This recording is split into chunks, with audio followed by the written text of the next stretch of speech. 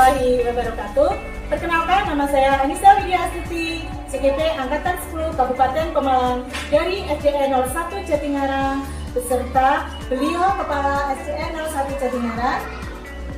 Ya, nama saya Roro Jaitin. Di sini saya sebagai Kepala Sekolah SD Negeri 01 Jatingarang. Alamat saya yaitu di Desa Jatingarangnya juga. Terima kasih. Assalamualaikum warahmatullahi wabarakatuh.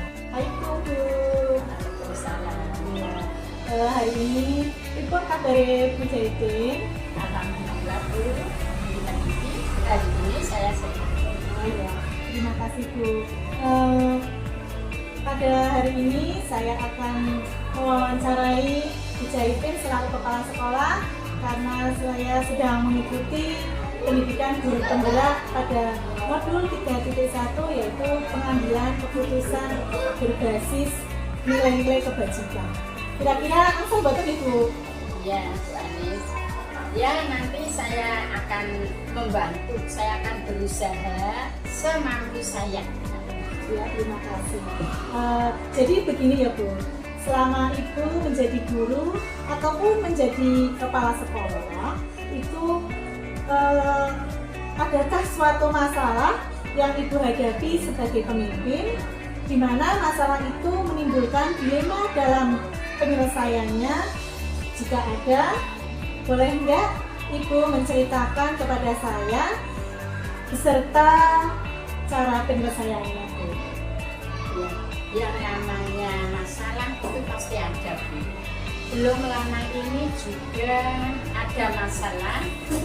Ya, contohnya di kelas 1, waktu kemarin mau membuat rapot, guru kelas 1 mengalami masalah yaitu konsultasi dengan saya. Terus saya ada solusinya. Masalahnya anak itu sudah beberapa bulan, 4 bulan tidak masuk. Padahal sekarang kan kurikulum Merdeka Belajar. Anak kelas 1 karena masih fase A harus naik semua. Ternyata anak itu sampai 4 bulan berturut-turut tidak masuk. Jadi saya putuskan anak itu tidak bisa naik kelas. Terus dibuatkan rapor oleh guru kelasnya juga tidak naik kelas seperti itu. Itu nilai-nilai yang dikatakan gitu. Iya.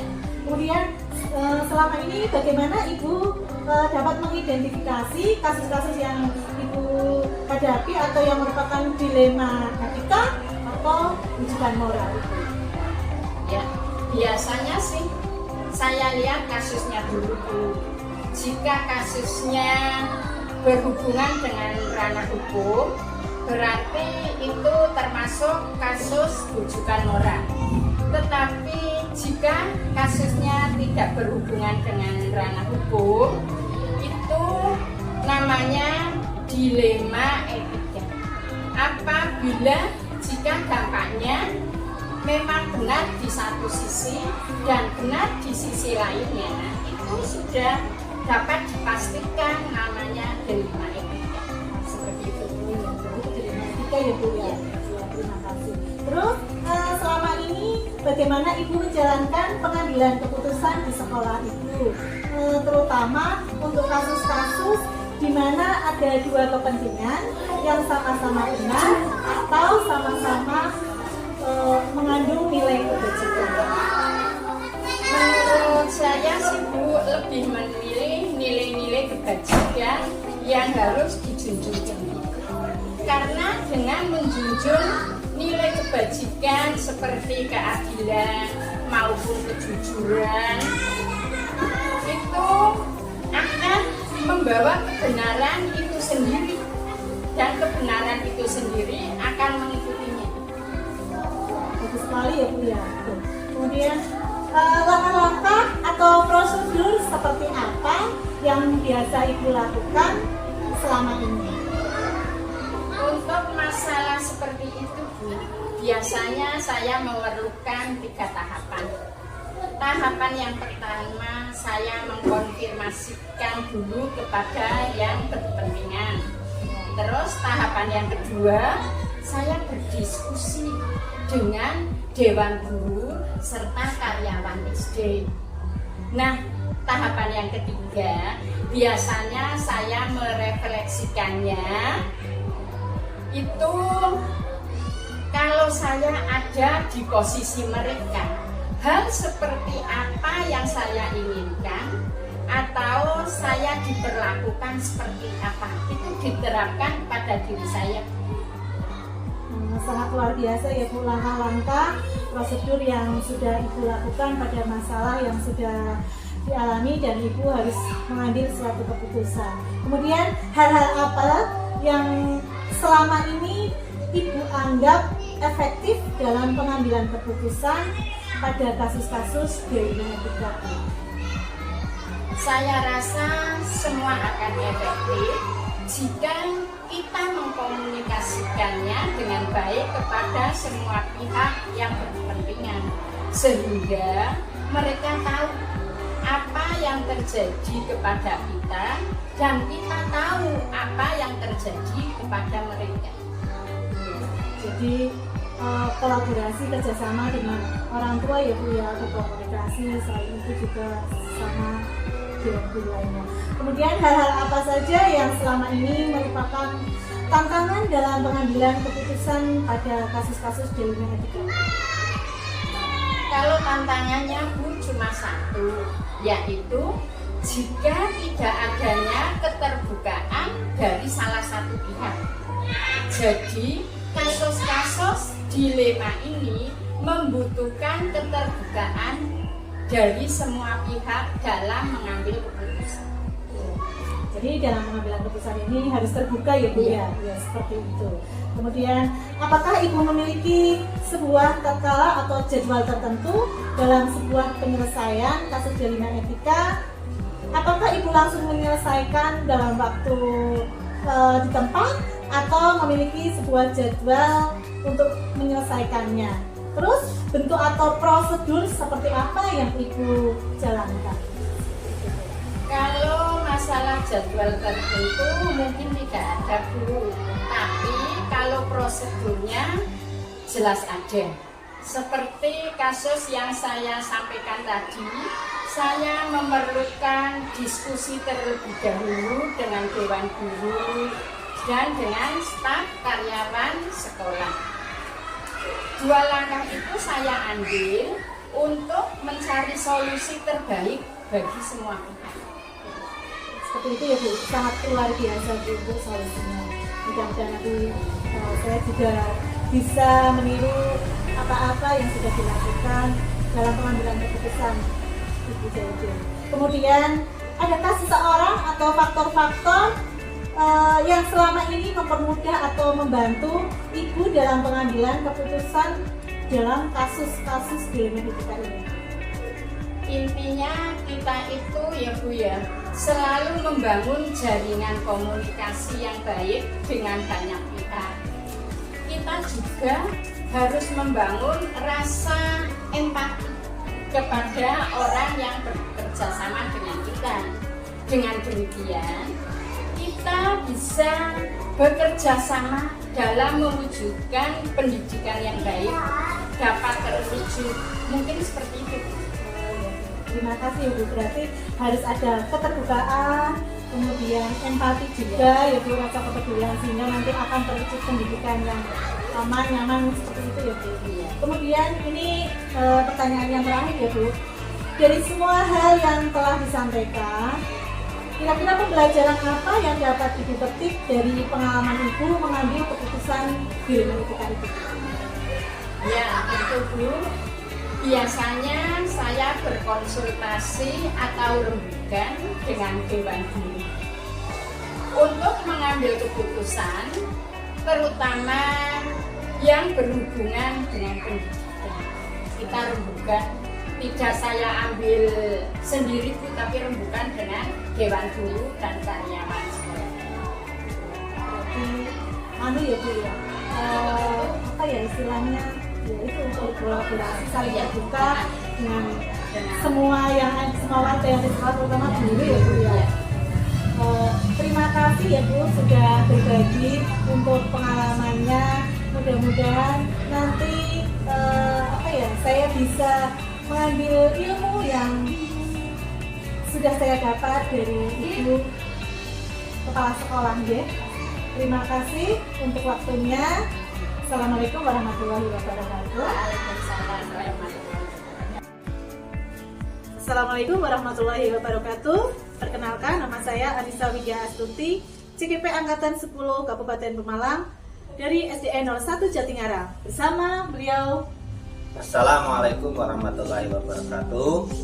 Perkenalkan, nama saya Muhaidi, Kepala Sekolah SDN Gunung Batu, Kecamatan Bujen. Terima kasih. Wassalamualaikum warahmatullahi wabarakatuh. Assalamualaikum Pak Tung. Waalaikumsalam warahmatullahi wabarakatuh. Hari ini gimana kabarnya Pak Muhaidi? Alhamdulillah baik Bu Anis. Bagaimana kabarnya Bu Anis hari ini? Iya, sama Pak. Alhamdulillah baik juga. Ini ya Pak, tujuan saya ke SDN Jenengan adalah minta izin untuk wawancara. Karena pada tugas PGP ini di modul 3.1 saya diberikan tugas atau kami CGP diberikan tugas untuk mewawancarai beberapa kepala sekolah tentang pengambilan keputusan berbasis nilai-nilai kebajikan. Kira-kira boleh Pak tidak ya Pak? Iya, terima kasih Bu Anis atas kepercayaan ya yang diberikan kepada saya untuk bisa diwawancarai. Tentunya ini adalah hal yang positif ya. Bu Anis telah mempercayakan saya untuk diwawancarai. Tentu saja saya sangat terbuka sekali untuk bisa diwawancarai, sehingga nanti ke depan tugas-tugas dari Bu Anis bisa berjalan dengan sukses. Amin. Terima kasih ya Pak. Sama-sama Bu Anis. Baiklah Pak, nanti ada beberapa pertanyaan yang akan saya ajukan di panel. Ya. Yang pertama begini Pak, selama ini ketika Bapak menjadi guru atau mungkin sekarang sudah kepala sekolah, adakah suatu masalah yang Bapak hadapi sebagai pemimpin, di mana masalah itu menimbulkan dilema dalam penyelesaiannya?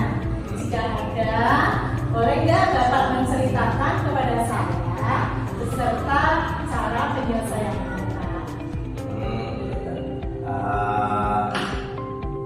Baru pertama tidak sulit ya Bu ya. Pertanyaannya ya. Di sekolah kami serta saya ini sebenarnya banyak masalah kan. Kalau kami ceritakan semuanya ini nanti bisa durasinya panjang. Ya. Namun ada satu hal yang ini sedang hangat-hangatnya Bu Anis, bisa kami ceritakan bahwa sebentar lagi akan ada kegiatan Jamboree Ranting Jaminan. Nah, kami di sekolah kami ini merencanakan untuk mengirim 4 perdu. Jadi Putra 2000, Putri juga 2000. Namun kami terkendala dengan partisipasi dari murid, berbagai macam alasan, sehingga kami mengumpulkan beberapa murid yang berkendala tadi. Sebenarnya apa sih kendala dari mereka itu? Ketika kami kumpulkan, ternyata kami menjumpai satu titik permasalahan, yaitu bahwa mereka tidak bisa mengikuti jaminan atau tidak bisa ikut serta mengikuti jaminan ini karena terkendala dengan biaya. Ya. Jadi itu ya Pak, mungkin anaknya yang sudah minat namun karena ada kendala jadi maksudnya berkurang jadi sebenarnya. Betul. Kemudian selama ini bagaimana Bapak dapat mengidentifikasi kasus-kasus yang merupakan delima etika atau ujian moral? Jika ada kasus-kasus di sekolah kami yang membutuhkan penyelesaian, tetapi semuanya benar ya. Tadi yang saya bawakan di awal tentang anak-anak yang antusiasme dan tetapi terkendala dengan biaya, maka kami identifikasinya sebagai delima etika. Karena apa? Karena kasus yang dialami oleh anak tadi adalah semuanya benar ya. Di satu sisi mereka antusias, tetapi di sisi lainnya mereka terkendala dengan biaya. Akhirnya kami memutuskan untuk anak-anak tersebut yang mengalami kendala biaya kami berikan subsidi sehingga anak-anak yang terkendala tadi bisa mengikuti jaminan. Kemudian untuk kasus-kasus yang bermasalah seperti misalnya anak yang berbolos, kemudian anak yang merokok, itu kami identifikasikan sebagai moral karena anak yang bolos kemudian anak yang merokok itu tentu saja adalah tidak dibenarkan oleh sekolah. Jadi kami mengidentifikasi untuk kasus-kasus tersebut itu sebagai ujian moral.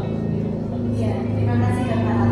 Kemudian selama ini bagaimana Bapak menjalankan pengambilan keputusan di sekolah Bapak, terutama untuk kasus-kasus di mana ada dua kepentingan yang sama-sama benar dan sama-sama mengambil nilai kebaikan.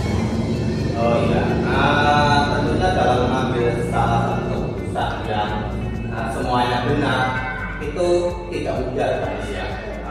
Maka saya dalam mengambil keputusan sebagai kepala sekolah, saya melakukan kolaborasi dengan semua guru yang terkait, semua masyarakat di lingkungan sekolah.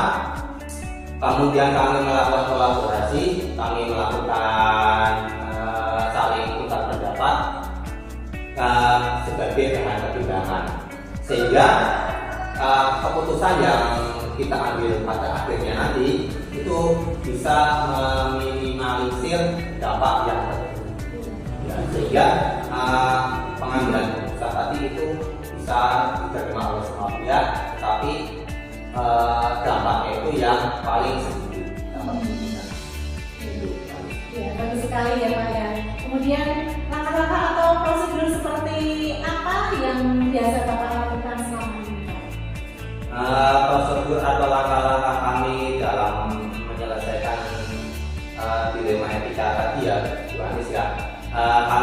Sekolah kami kebetulan telah menerapkan paradigma dilema etika, yaitu memetakan nilai-nilai kebaikan apa saja yang bersama, sehingga ketika kebaikan semua kebaikan tapi bertentangan, jadi kami metakan terlebih dahulu sehingga kami bisa mengambil keputusan yang terbaik.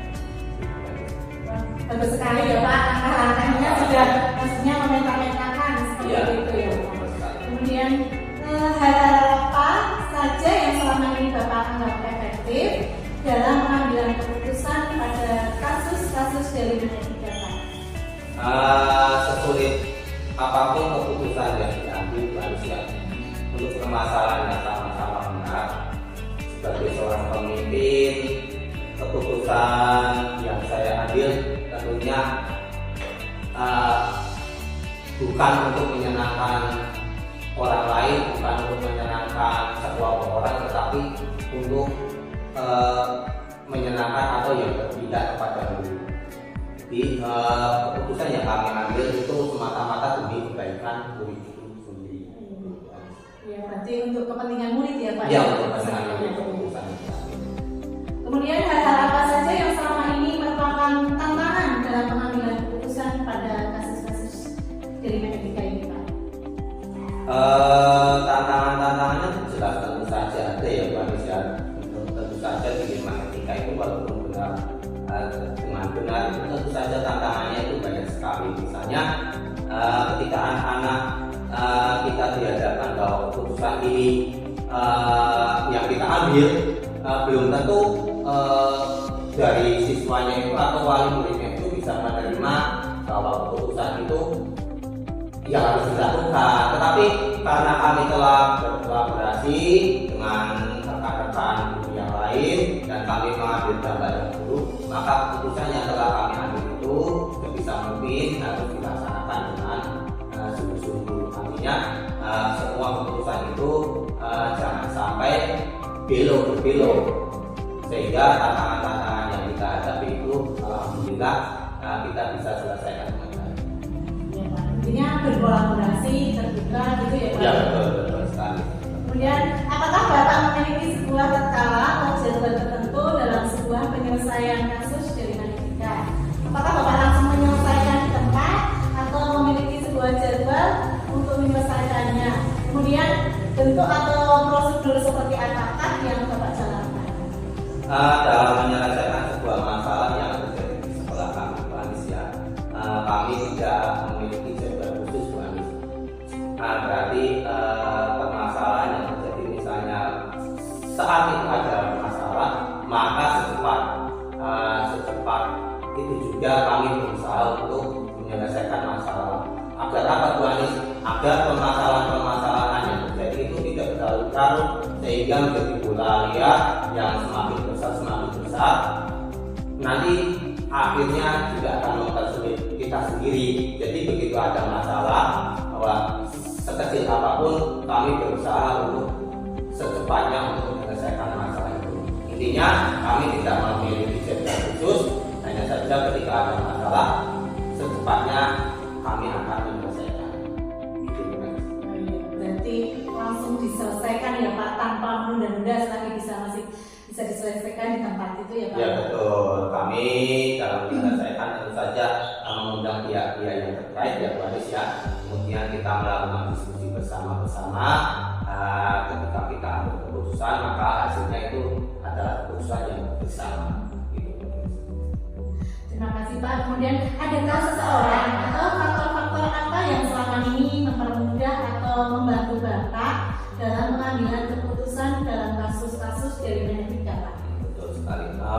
Dalam kasus-kasus pengambilan keputusan tentang dilema etika Bu Anis ya, saya secara pribadi itu mengidolakan ibu saya sendiri Bu Anis. Beliau itu kenapa saya idolakan, karena keputusannya itu meskipun tidak menyenangkan semua pihak, tapi menurut saya itu keputusan yang diambil itu adil. Sehingga saya banyak belajar dari beliau tentang pengambilan keputusan, sehingga sampai di sinilah saya bisa. Ya, luar biasa ya Pak ya. Jadi berpanutan pada orang tua ya Pak, terutama seorang ibu. Kemudian yang terakhir ya Pak, ini Pak, dari semua hal yang telah disampaikan, pembelajaran apa yang dapat Bapak petik dari pengalaman Bapak mengambil keputusan dari etika? Ya. Sebagai seorang pemimpin yang berani sebagai kepala sekolah yang belum ada 1 tahun, saya banyak belajar tentang pengambilan keputusan terutama tentang dilema etika, kebenaran melawan kebenaran yang benar. Pada awalnya pengambilan keputusan ini bagi saya sangat sulit Bu Anis, karena saya baru belajar, kemudian saya juga baru mengerti tentang dilema etika. Namun seiring berjalannya waktu, ketika kasus-kasus yang terjadi di sekolah kami selesaikan secara dilema etika, akhirnya kami lambat laun telah terbiasa untuk menyelesaikan permasalahan tentang dilema etika ini. Jadi luar biasa Pak. Ya luar biasa Pak dalam itu pembelajarannya ya Pak. Terima kasih ya Pak Kum, karena sudah berbagi pengalaman. Mudah-mudahan nanti saya juga bisa pengalaman-pengalaman dari Pak Kum nanti akan saya terapkan nanti ya Pak. Terima kasih untuk waktunya. Mohon maaf dan Assalamualaikum warahmatullahi wabarakatuh. Waalaikumsalam warahmatullahi wabarakatuh. Terima kasih Bu Anis telah menyediakan waktunya untuk berbagi dengan sekolah kami, SD kami. Terima kasih. Assalamualaikum warahmatullahi wabarakatuh. Perkenalkan, nama saya Anissa Widya Astuti, CGP Angkatan 10 Kabupaten Pemalang dari SDN 01 Jatingarang. Bersama beliau saya Arahmat, jabatan sebagai Kepala SD Negeri 02 Jatingarang. Terima kasih. Assalamualaikum warahmatullahi wabarakatuh. Waalaikumsalam warahmatullahi wabarakatuh. Assalamualaikum Pak Rahmat. Waalaikumsalam. Pun Pak Rahmat, kabaripun? Alhamdulillah sehat. Ya, alhamdulillah ya Pak. Sehat-sehat selalu. Ya. Jadi tujuan saya kesini adalah sebagai tugas saya, karena saya sedang mengikuti pendidikan guru penggerak. Kemudian saya sudah sampai pada modul 3.1 dan tugas saya adalah mewawancarai beberapa kepala sekolah dalam pengambilan keputusan yang mana nanti sebagai seorang pemimpin dapat menyelesaikan kasus tersebut. Seperti itu, Pak. Jadi begini, Pak, selama Bapak menjadi guru ataupun kepala sekolah, adakah suatu masalah yang Bapak hadapi sebagai pemimpin? Di mana masalah itu menimbulkan dilema dalam penyelesaiannya? Jika ada, boleh nggak Bapak sedikit cerita kepada saya dan bagaimana cara penyelesaiannya tersebut, Bapak? Terima kasih. Itu yang namanya kalau di depan saya itu tidak ikut dilema adalah suatu keadaan di mana seseorang mendapatkan pada suatu pilihan, dua pilihan yang sulit, sama-sama sulit untuk diputuskan. Ada contoh ketika saya mengikuti suatu lembaga di suatu satuan pendidikan terpilih ketika saya itu pernah ada beberapa kasus, banyak bahkan.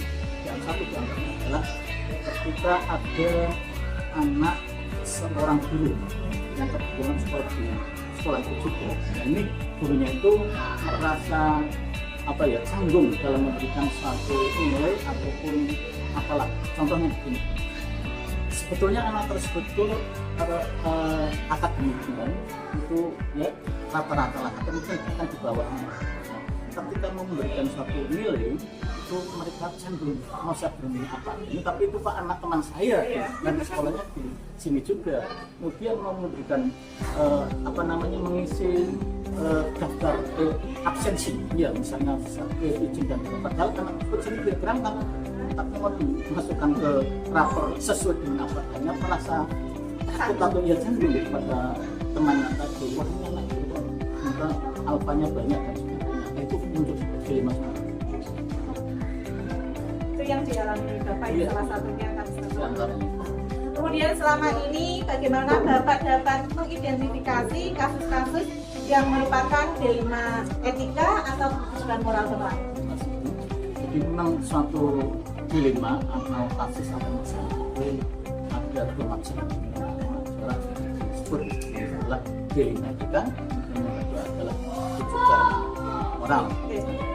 Jika kita dihadapkan suatu kasus dua pilihan yang sama-sama benar, tapi secara moral tetapi bertentangan, itu tidak kategorikan sebagai dilema etika.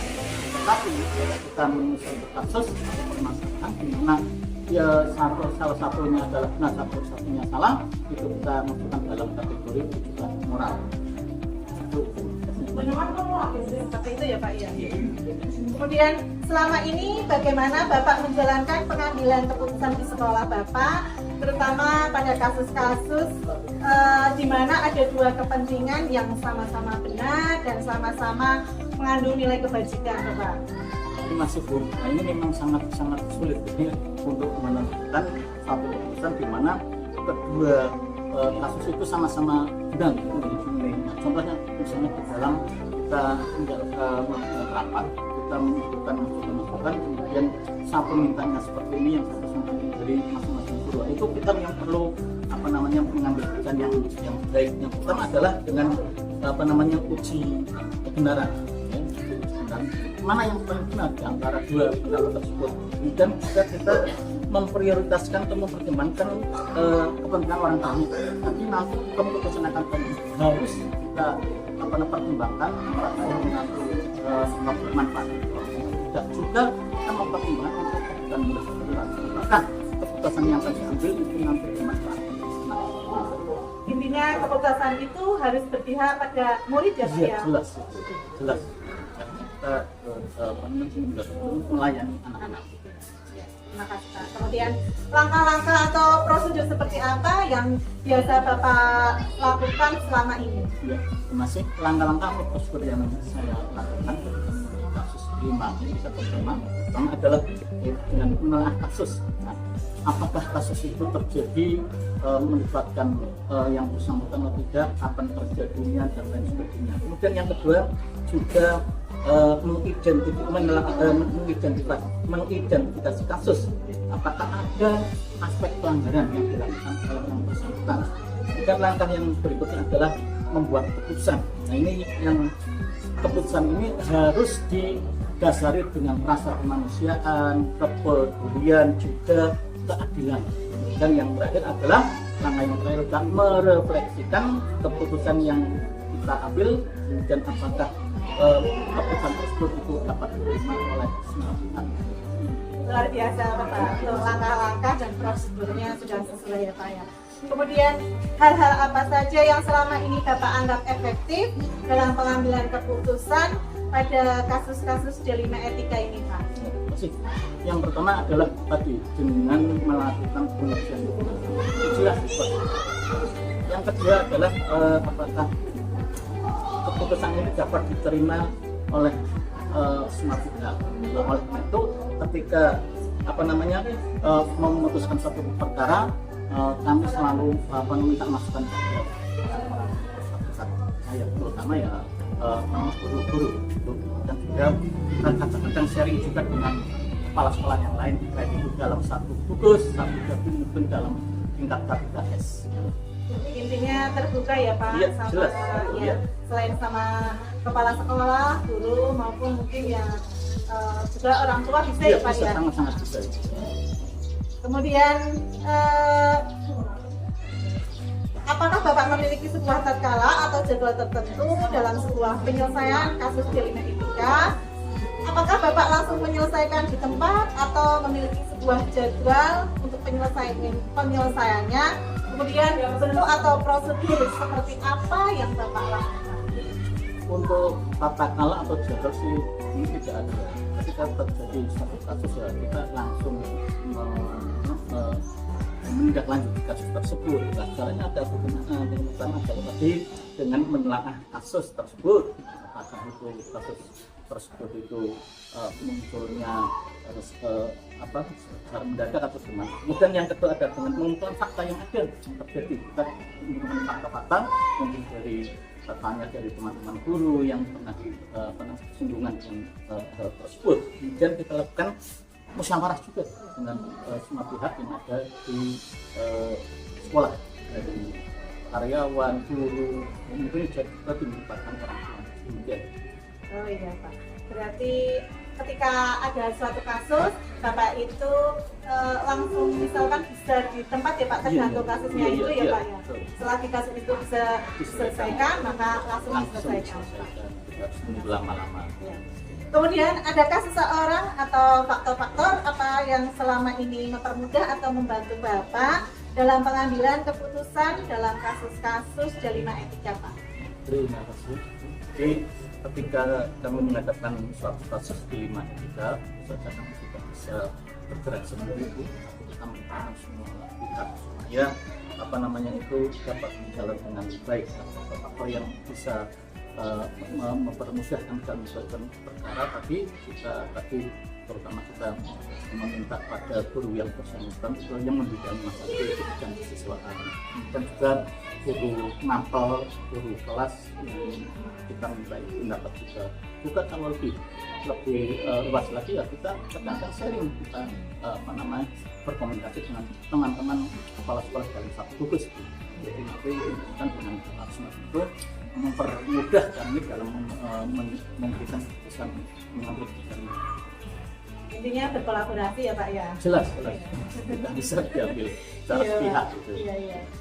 Kemudian untuk pertanyaan terakhir ya Pak, dari semua hal yang telah disampaikan, pembelajaran apa yang dapat Bapak petik dari pengalaman Bapak dalam mengambil keputusan D5 etika Pak? Terima kasih. Yang namanya suatu keputusan diambil itu tidak ada bahasanya, tidak ada keputusan yang sempurna, tidak ada keputusan yang bisa memuaskan semuanya atau intinya kedua belah pihak. Pasti ada satu pihak yang merasa dirugikan atau apalah, tetapi kami berusaha untuk memberikan pengertian kepada mereka khususnya yang tidak puas bahwa ini adalah semuanya demi kepentingan bersama, demi kepentingan anak-anak, demi kepentingan sekolah yang bisa, bukan per individu. Ya, luar biasa Pak dalam penyampaiannya.